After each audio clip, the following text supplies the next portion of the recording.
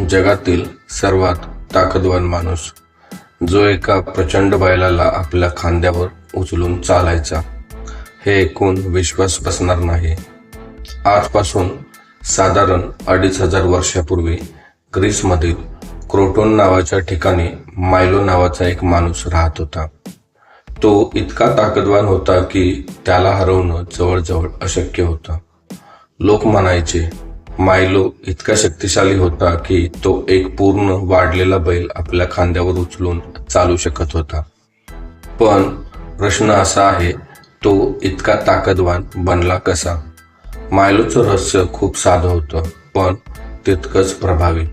जेव्हा बैलाचं पिल्लू लहान होतं तेव्हा त्याचं वजन फक्त 25 ते 45 किलो असायचं. मायलो त्या छोट्या पिल्लाला रोज आपल्या खांद्यावर उचलून चालायचा.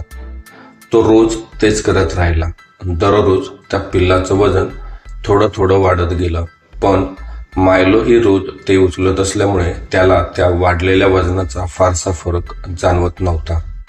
असं करत करत 18 ते 24 महिन्यांमध्ये ते छोटं पिल्लू एक प्रचंड बैल बनलं आणि मायलो तोही इतका ताकदवान झाला की तो त्या पूर्ण वाढलेल्या बैलाला सहज उचलू लागला.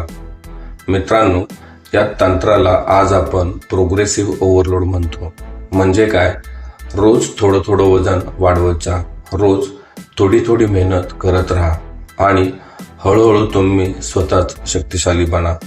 आज तुम्ही जे करत आहात ते लहान वाटत असेल, पण लक्षात ठेवा, त्या छोट्या गोष्टी एक दिवस मोठं रूप घेतात.